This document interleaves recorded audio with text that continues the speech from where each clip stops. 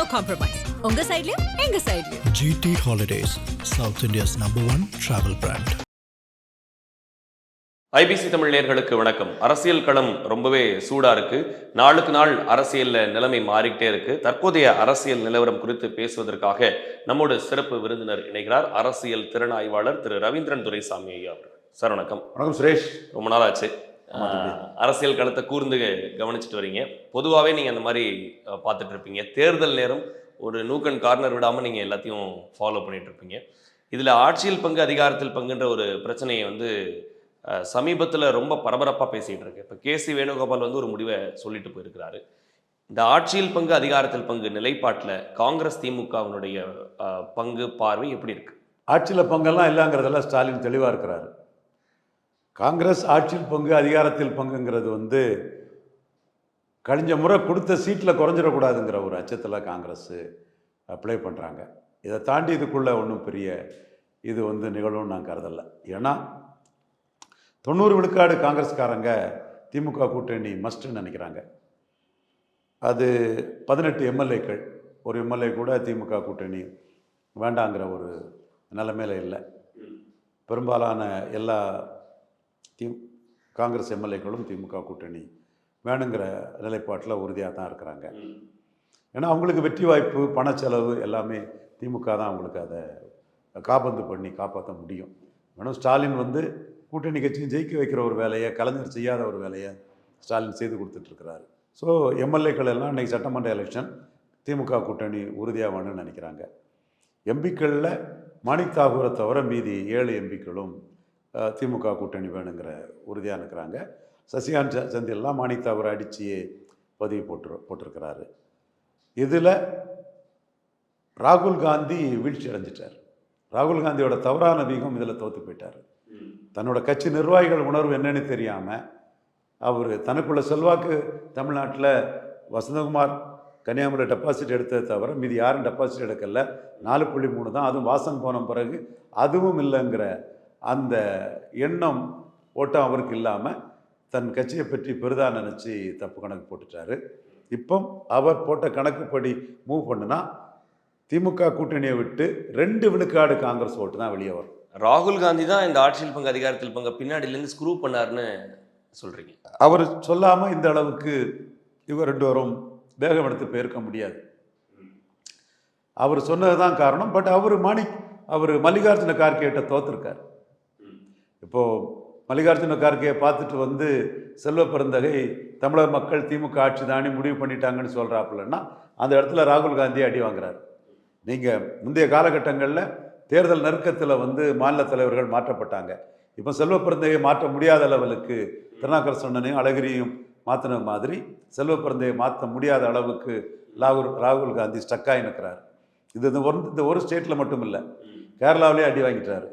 வேணுகோபாலன் நாயரை நீங்கள் சிஎம் கேண்டிடேட்டாக சொன்னால் கம்ப்ளீட்டாக கிறிஸ்டின் முஸ்லீம்ஸும் பினராயி விஜயனுக்கு 3வது தடவை போட்டு 3வது தடவையும் பினராயி விஜயனை ஆட்சி கட்டில் அகற்றக்கூடிய ஒரு சூழலை வந்துடும். ஏன்னா நாயர்னாலே ஆர்எஸ்எஸ்ன்னு பார்க்குறான். இந்த நாடார்னாலே கன்னியாகுமரி டிஸ்ட்ரிக்ட்லேயும் மற்ற இடங்களையும் ஆர்எஸ்எஸ்ன்னு பார்க்கக்கூடிய ஒரு சூழலை வந்த மாதிரி கேரளாவில் ஃபுல்லாட்டே நாயர்னாலே ஆர்எஸ்எஸ்ன்னு பார்க்கக்கூடிய ஒரு தன்மை வருது.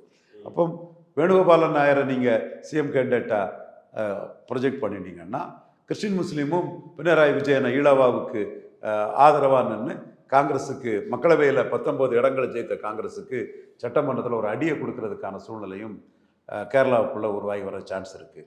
ஸோ அந்த இது வேணுகோபாலன் நாயரை வச்சு உள்ள அந்த விளையாட்டும் அங்கே அடி. நீங்கள் சதீஷனை சொன்னாதான் விஜயனை எதிர்கொள்ள முடியுங்கிற ஒரு சூழ்நிலை அங்கே உள்ள சமூக அரசியல் சூழ்நிலை அங்கே உருவாயிருக்குது. நீங்கள் டிக்கெட்டே கொடுக்காத நாராயணசாமியை வச்சு தான் புதுச்சேரியில் களமாட முடியுங்கிற ஒரு சூழ்நிலை உங்களுக்கு உருவாயிருக்குது. நீங்கள் வாக்கு கொடுத்த டி.கே. சிவகுமாருக்கு ஆதரவாட்டு முதலமைச்சர் பதவியை சித்தாராமையாவை வெக்கேட் பண்ண சொல்ல முடியாதுங்கிற ஒரு சூழ்நிலை ஆகிருக்கிறீங்க. ஸோ மல்லிகார்ஜுன கார்கே பெரிய அளவுக்கு ஒன்றும் டிமாண்டு கேட்கல, பவர் ப்ரொடியூஸ் பண்ணலை. தன் அளவில் உள்ள இடங்களில் தான் சொல்லது நடக்கணும்னு நினைக்கிறாரு.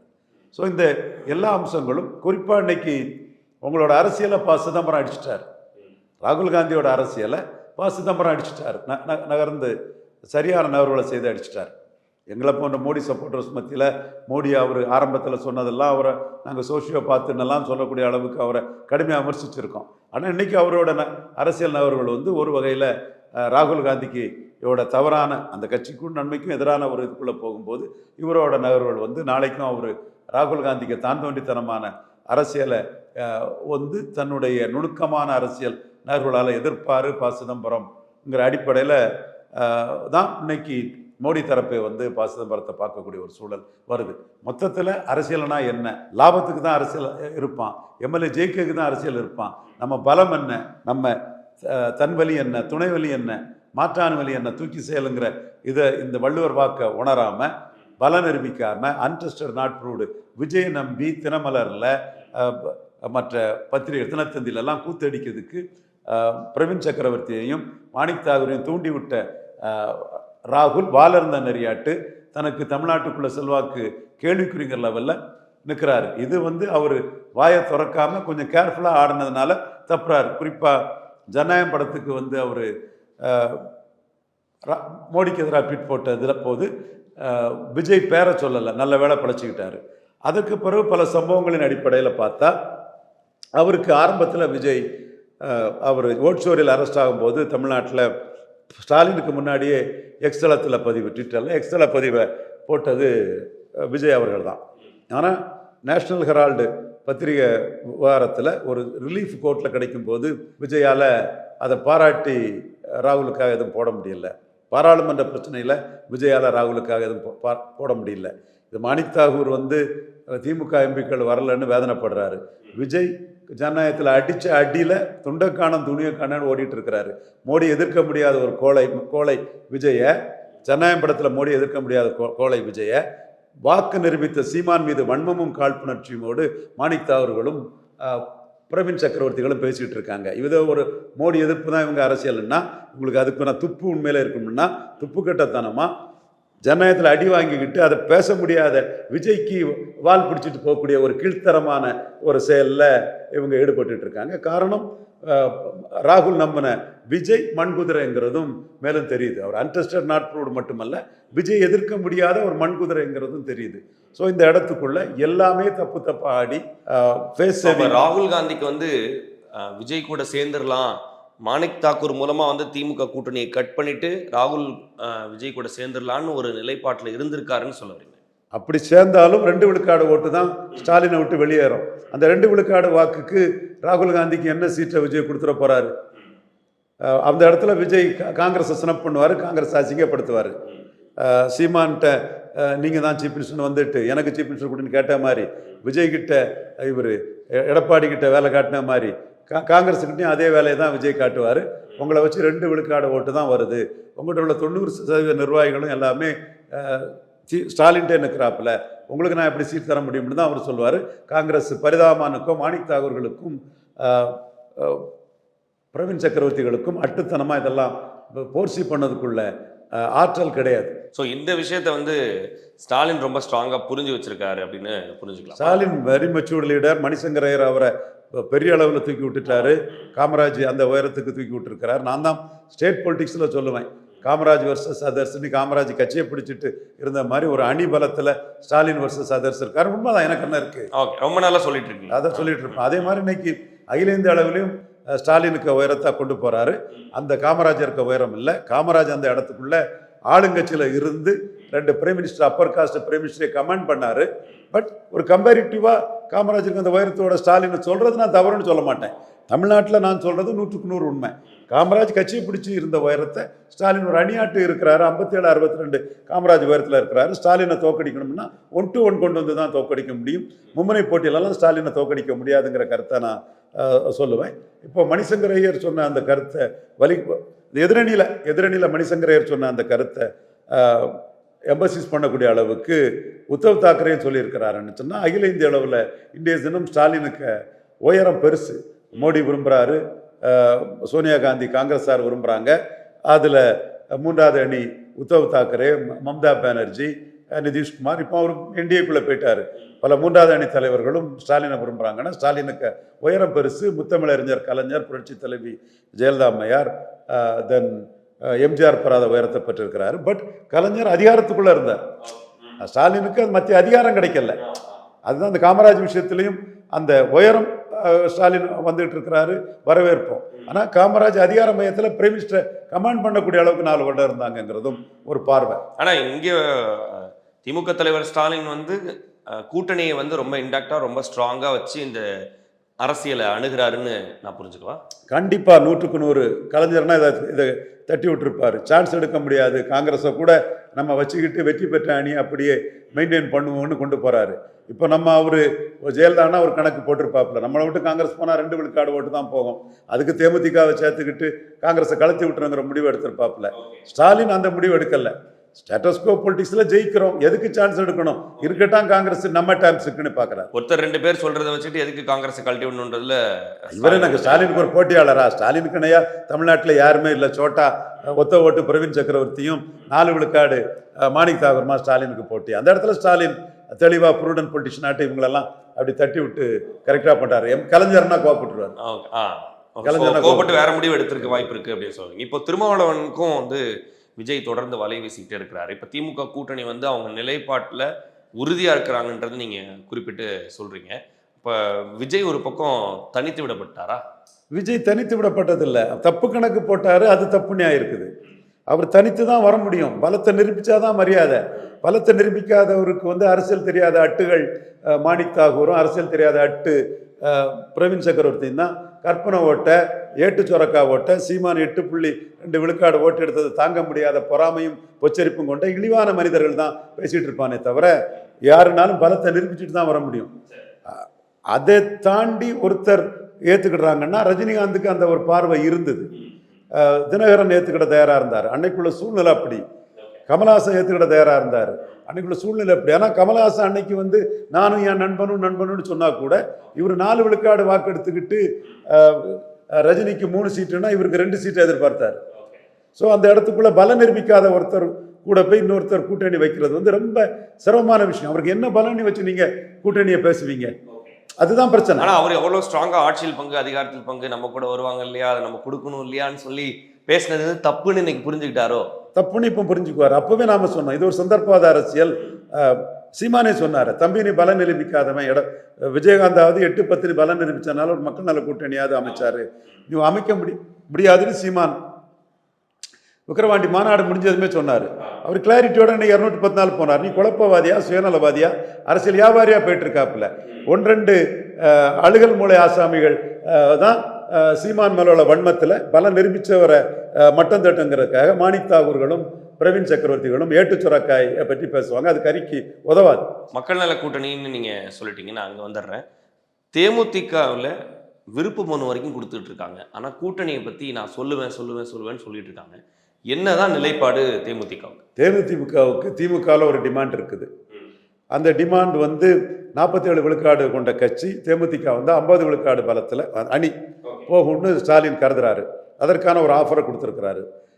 அண்ணா திமுக அணியில் எடப்பாடி கிட்ட அவங்களுக்கு ஆஃபர் இல்லை. எடப்பாடி தேமுதிகவை மதிக்கலை. அதனால தான் அவர் கூட இருந்த தேமுதிகவை ஓரங்கட்டிக்கிட்டு பாஜகவில் இருந்த பாமகவுக்கு அன்புமணிக்கு பெரிய முக்கியத்துவத்தை கொடுத்துருக்கிறாரு.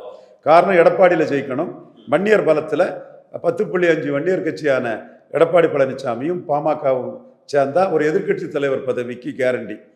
சிதம்பரம், கள்ளக்குறிச்சி, நாமக்கல், தென் விழுப்புரம், சேலம், தருமபுரியில் வரக்கூடிய சீட்டுகள் மூலமாக 24 சீட்டு வந்து ஒரு எதிர்கட்சி தலைவர் அந்தஸ்து எடப்பாடிக்கு கேரண்டி. எடப்பாடியில் ஜெயிக்கிறதுக்கு அன்புமணி கேரண்டிக்கும் போது அன்புமணி பாஜக அணியில் இருந்தாலும் கூட அவருக்கு மிக அதிக முக்கியத்துவத்தை கொடுத்து பாஜக கூட்டணிக்காக தான் அவர் போனாருன்னு தெரிஞ்சாலும் கூட அவர் ரொம்ப முக்கியமானவருங்கிற ஒரு ஆட்டத்தை எடப்பாடி பழனிசாமி ஆடுறாரு. அந்த முக்கியத்துவத்தை அவர் பிரேமலதா அம்மையாருக்கு கொடுக்கல, 2021 கொடுக்கல. 24 வேற வழி இல்லாமல் அன்புமணி அவர்கள் வந்து பாஜக கூட்டணிக்குள்ள போனதுனால 5 சீட்டு தேமுதிகவுக்கு அவர் கொடுத்தாரு. இப்பவும் அதே மனநிலையில தான் அவர் இருக்கிறாரு. வேலுமணி, ராஜேந்திர பாலாஜி போன்றவங்கள்லாம் இந்த அணிக்குள்ள பிரேமலதா அம்மையார் வரணும்னு ஆசைப்பட்டாலும் கூட எடப்பாடிக்கு விருப்பம் இல்லை. அது பாமக தேமுதிக மோதலாக உருவாயிற்று. 10.5 தொடர்பாட்டு ஜாதிவாரி கணக்கெடுப்பு நடத்தாமல் ஒரு ஜாதிக்கு கொடுத்தது தவறுதான்னு பிரேமலதா ஏதாவது பேசிட்டாங்கன்னா அது சிக்கலாயிருங்கிறக்க தான் 2021 இடஒதுக்கீடு விஷயத்தில் பாமகவுக்கு எதிராட்டு பேசின அது நியாயம்தான். பிரேமலதா அம்மையார் பேசினது முழுக்க நியாயம். தர்மப்படி நியாயம், சட்டப்படி நியாயம். உங்களுக்கு எடப்பாடியில் ஜெயிக்கிறதுக்காக நீங்கள் அநீதியாக அக்கிரமா ஜாதிவாரி கணக்கெடுப்பு நடத்தாமல் வண்ணார், நாவிதர், குயவர், போயர், ஒட்டர், வேட்டுவ கவுண்டர், ஊராளி கவுண்டர், தொட்டிய நாயக்கர், மருத்துவர், மங்களா, முக்குவர், பரதவராஜகுலம் மீனவர், ஆண்டி பண்டாரம், ஜங்கம், வலையர், முத்தரையர் போன்ற பல சமூகங்களுக்கு எடப்பாடியும் சி வி சண்முகமும் அநீதி இழைச்சாங்க. ஆனால் அதை பிரேமலதா அம்மையார் தட்டி கேட்டது சரிதான். ஒரு அரசியல் விமர்சகராக என்னோட கருத்தை நான் சொன்னேன். அதே வேளையில் அன்புமணி வன்னியர்களுக்காக பேசுறது அவர் உரிமை, அவர் வன்னியர்களுக்காக பேசி நிற்கிறாரு. பட் இந்த இடத்துக்குள்ள அன்புமணி தான் தேவை. அன்புமணியோ சௌமியா அன்புமணியோ எடப்பாடியில் நின்று 10.5 வச்சு களமாடுனா தானே தோத்துக்கோங்கிற அச்சம் பாமக மேலே எடப்பாடி பழனிசாமிக்கு உண்டு. அதனால தான் இன்னைக்கு விருதாம்பிகை அவங்களோட மகா ஒரு அறிக்கை கொடுத்துருக்குறாங்க. அதில் நீங்கள் முக்குலத்தோர் முத்திரையர் பற்றியில் இடஒதுக்கீடு பற்றி ஒன்று பேசுகிறீங்க, இங்கே வன்னியர்கள் பற்றியில் இன்னொன்று பேசுகிறீங்கிறத அவங்க ஒரு கேள்வி கேட்டிருக்காங்க. எது எப்படி இருந்தாலும் வன்னியர் பலம்ங்கிறது எடப்பாடி பழனிசாமிக்கு எம்எல்ஏ ஆகிறதுக்கு முக்கியம், எதிர்கட்சி தலைவராகிறதுக்கும் வன்னியர் பலம்ங்கிறது முக்கியம். அந்த வகையில் அவர் அன்புமணி கொடுக்கக்கூடிய இம்பார்ட்டன்ஸை தேமுதிகவுக்கு கொடுக்க தயாரில்லை, இதுவரை கொடுக்கல, இனிமேலும் அவர் கொடுப்பாருங்கிற நம்பிக்கை எனக்கு இல்லை. ஓகே, அப்போ தேமுதிக திமுக பக்கம் வருவதற்கு தான் நிறைய வாய்ப்பு இருக்குன்னு சொல்றீங்களா? திமுக பக்கம் வர்றதுக்கு தான் நிறைய வாய்ப்பு. ஏற்கனவே திமுக பலமா 47 விழுக்காடு பலம் கொண்ட ஒரு அணியாட்டு இருக்குது. ஏன் அதை சொல்ல இவ்வளோ தயங்கிக்கிட்டே இருக்கிறாங்க பிரேமலதா? என்னதான் எதிர்பார்க்குறாங்க? மேக்சிமம் கிடைக்குங்கிறத அரசியல் எதிர்பார்க்கலாம் எல்லாருமே. ஒரு ராஜ்யசபா சீட் வேணும், ராஜ்யசபா கொடுத்துட்றாங்க, எம்எல்ஏ கொஞ்சம் கூடுதல் விருப்பப்படலாம். ஓகே, நம்பர்ஸ் அதிகமாக இருக்கிறதுனால அந்த டிலே போயிட்டே இருக்கு அப்படின்றது புரிஞ்சுக்க முடியுது. தேமுதிக தேய்ந்ததற்கான முக்கியமான காரணமாக நீங்கள் என்ன சார் பண்ணுறீங்க? தேமுதிக தேய்ந்து போனதுக்கான காரணம் அவங்க கூட்டணி விஷயத்தில் நிலைப்பாடு சரியாக எடுக்காதான் காரணம். அதிமுக கூட்டணியில் போயிருக்கக்கூடாது. நாங்கள் தான் மாற்றணி. இப்போ சீமான் நிற்கிறார்ல, போல்டா 5வது முறை நிற்கிறார் பார்த்தீங்களா? 8.2 எடுத்த பிறகும் 5வது முறை நிற்கிறார்ல, அந்த மாதிரி போல்டா நின்று இருக்கணும். ஜெயலலிதா விழுந்திருப்பாங்க, கலைஞர் சிஎம்மாக இருப்பார், மாற்றா விஜயகாந்த் வந்திருப்பாங்க. நீங்கள் ஜெயலலிதாவை வாழ வச்சுக்கிட்டு நீங்கள் எதிர்கட்சி தலைவரானீங்க. ஆனால் எதிர்கட்சி தலைவரானது ஆன் யுவர் ஓன் ஆகலை, ஜெயலலிதா கூட்டணியில் தான் ஆனீங்கன்னு புரியாமல் முதல்வர் எதிர்கட்சி தலைவர் நீங்கள் கணக்கு போட்டுட்டீங்க. 2016ஆம் ஆண்டு நம்ம மக்கள் நல கூட்டணி போகும் முன்னாடி படித்து சொன்னோம், நீங்கள் திமுக கூட சேர்ந்து வெற்றி பெற்றுட்டீங்கன்னா 40 விழுக்காடு பலமுள்ள அணியாக இருக்காங்க, உங்களுக்கு 8 விழுக்காடு சேர்ந்தா வெற்றி உறுதி. அதுக்கு பிறகு கேப்டன்னு புரட்சி தலைவியும் முத்தமிழறிஞரும் உங்கள் காலில் விழக்கூடிய அளவுக்கு உங்கள் பெருமை பெரிய அளவுக்கு போயிடும். அது மூப்பனாருக்குள்ள அந்த ரேஞ்சில் நீங்கள் வந்துடுவீங்க. கூட்டணி பையாச்சு என்னமோ கூட்டணி போங்கன்னு நம்ம சொன்னோம். கூட்டணி போனவங்க அப்புறம் டக்குன்னு தனிச்சு நின்னாங்க. அது கூட்டணி போயிட்டு தனிச்சு போகிறதுங்கிறது ஒரு பொதுத்தள கட்சிக்கு அது சரியாக செட் ஆகாது. அப்போ தனிச்சு நிற்கும் போது 8-10 எடுத்தவங்க 2.5% போயிட்டாங்க. அதுக்கு பிறகு அவங்களுக்கு கிடைச்ச பின்னடைவு என்னன்னா, பாமக இவங்களால பாதிக்கப்பட்ட போது பாமக இவங்களை கருவறுக்கணும்னு இருந்தாப்புல. ஒரு கூட்டணியில் இருக்கும்போது நோட்டாவுக்கு ஓட்டு போட்டோம்லாம் டாக்டர் ராமதாஸ் சொன்னார். 14 கேண்டிடேட்டில் ஒரு வன்னியர் கூட இல்லைன்னு வன்னியர்களை தேமுதிகவுக்கு எதிராக திருப்புற அரசியல் சொன்னார். நான் இதெல்லாம் வெளிப்படையாக சொல்கிறோம்னா பிரேமலதா அம்மையாரும் தேமுதிகவினரும் ஏமாந்துடக்கூடாதுங்கிற என்னோட நல்லெண்ணத்தில் தான் நான் சொல்கிறேன். நடந்த விஷயம் அவங்களுக்கு நல்லாவே தெரியும். கூட்டணியில் இருக்கும்போது பாமக ஓட்டு தேமுதிகவுக்கு டிரான்ஸ்ஃபர் ஆகலை. தேமுதிக ஓட்டு டிரான்ஸ்ஃபர் ஆகி கேப்டன் விஜயகாந்தால் அன்புமணி அவர்கள் வெற்றி பெற்றாங்க. அன்புமணியும் பெருந்தன்மையாக கேப்டன் மறைவுக்கு பிறகு அந்த உண்மையை தெளிவாக பதிவு பண்ணியிருந்தாங்க. ஸோ இந்த சூழ்நிலை பாமக வர்சஸ் தேமுதிகவில் ஒரு கட்டத்தில் பாமக வடதமிழகத்தின் வெற்றி வீரருங்கிறத 2006 சிங்கத்தாகும் கோயிலுக்குள்ளே சந்தித்து விருத்தாச்சலத்தில் விஜயகாந்த் வெற்றி பெற்ற பிறகு 9 அது மாறிப்போச்சு. குறிப்பாக சொல்லணும்னா நான் விஜயகாந்தை பயன்படுத்தி, எங்கள் டீம் விஜயகாந்தை பயன்படுத்தி ஜெயலலிதா அம்மையாரும் விஜயகாந்தும் மக்களவையில் சேர்ந்தால் 40 போயிடும், தலையே போயிடும். தலைன்னா 40 சீட்டும் போயிடும். புரியுது. நீங்கள் பாமகவை ஜெயலலிதா மடியில் கட்டுனா ஒரு கை கால் வேணால் போகலாம், அல்லது அதிகபட்சம் திருமாவளவனை வச்சு பாதிப்பு 4-5 விரலோட பாதிப்போட நிறுத்திக்கலாம். இதுன்னா 40 போயிடும், தலையே போயிருங்கிற ஒரு கருத்தை முன் வச்சு பாமகவை வீழ்த்துறதுக்காக விஜயகாந்த் விஷயத்தில் சான்ஸ் எடுக்க முடியாதுன்னு 2009 பாமக எங்கள் அறிவு ஆற்றலை கலைஞர் தன்னோட நன்மைக்காக ஏற்றுக்கொண்ட போது ராமதாஸ் கொடுத்த குடைச்சலும் காரணம். அந்த தேமுதிகவால் பாமக வீழ்த்தப்பட்டது, வெற்றி அணிங்கிறது வீழ்த்தப்பட்டது. அதற்கு பிறகு அவங்களுக்குள்ள ஒரு மோதல் இருந்துக்கிட்டு தான் இருக்குது. அது கடைசியாக அதிமுக அணிக்குள்ள 7+1 வாங்கும்போது இவங்க வெறும் 4 தான் வாங்கினாங்க. அதுலேயும் ஒரு சீட்டு கூட டிரான்ஸ்ஃபர் ஆக முடியாத அளவுக்கு ரொம்ப லோ பர்சன்டேஜாக போட்டு தான் எடுத்தாங்க. ஸோ மீண்டும் பாமக தேமுதிகவில் அன்புமணிக்கு முக்கியத்துவம் லெவலுக்குள்ள இவங்க அந்த இடத்துக்கு போகாமல் அதுக்கு எதிரணியில் நின்று வெற்றி பெற்றாதான் தேய்ந்து போன நிலைமையிலிருந்து வளர்ச்சிங்க நிலைமைக்கு போக முடியும். இப்போ அவங்களுக்கு புரியும்னு நினைக்கிறேன். தேமுதிகவுடைய நிலைப்பாடை வச்சு அந்த 47%-லேருந்து 50% வந்து ஸ்டாலின் ஆஃபர் பண்றாரு அப்படின்றத புரிஞ்சு விரைவில் வந்து என்னோட பார்வை திமுகவுடன் கூட்டணி போறதுக்கு தான் பிரகாசமான வாய்ப்பு. அதுதான் அவங்களுக்கு 2029 அரசியலுக்கும் அவங்களுக்கு நல்லதுன்னு எனக்குள்ள எண்ணம். அதிமுக அணியில் போனால் பாமகவுக்கு கீழே தான் இருக்கணும். ஒரு காலத்தில் பாமகவுக்கு மேலே இருந்தவங்க, அப்புறம் கீழே வந்தவங்க, அப்புறம் நிரந்தரமாக பாமகவுக்கு கீழேங்கிற நிலைமை அதிமுக அணியில் போனால் அவங்களுக்கு அதுதான் கிடைக்கும். ஸோ அதை அவங்க ஏற்றுக்க மாட்டாங்க, திமுக அணிக்கு போவாங்கன்னு தெரியுது. ஸோ யார் யார் தேவைன்னு சொல்லும்போது எடப்பாடிக்கு அன்புமணி தான் தேவை. அன்புமணியை தோக்கடித்த ராமதாஸை தோக்கடித்த ஸ்டாலினுக்கு தேவையில்லை. பட் ஒரு சோஷியல் போலரைசேஷனுக்கு கேப்டன் விஜயகாந்துக்கு சிம்பதி, விஜயை எதிர்கொள்வதற்கு விஜயபிரபாரனுக்கு பிரச்சாரம், சோஷியல் போலரைசேஷனுக்கு தெலுங்கு தாய்மொழி சகோதரர்களின் ஆதரவு, இதெல்லாம் மையமாக வச்சு மு.க. ஸ்டாலின் அவர்கள் ரொம்ப ஷார்ப் பேச்சு பிரெயின் உள்ள நுணுக்கமான அரசியல் அறிவுள்ள களத்தை தெளிவாக தெரிஞ்ச ஸ்டாலின் விரும்புகிறாரு. எடப்பாடிக்கும் களம் ரொம்ப தெளிவாக தெரியும். தொடர்ந்து பேசலாம், நிறைய பேச வேண்டியது இருக்கு. நிகழ்ச்சியில் இணைந்து உங்களுடைய கருத்துக்களை பகிர்ந்தமைக்கு நன்றி சார். நன்றி. No compromise. உங்க சைட்லயும் எங்க சைட்லயும். GT Holidays, South India's #1 travel brand.